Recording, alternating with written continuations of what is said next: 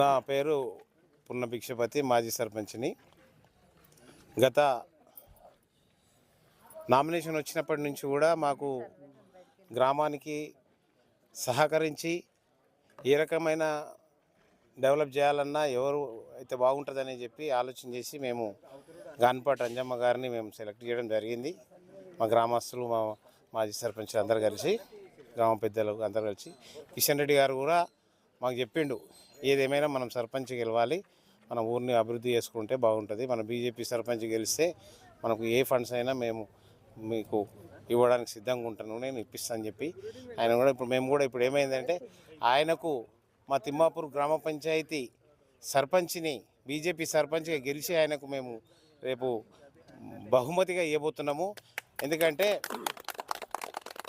ఇప్పటి వరకు తిమ్మాపూర్ గ్రామంలో బీజేపీ సర్పంచ్ ఎవరు గెలవలే, ఫస్ట్ టైం గెలవడం జరిగింది.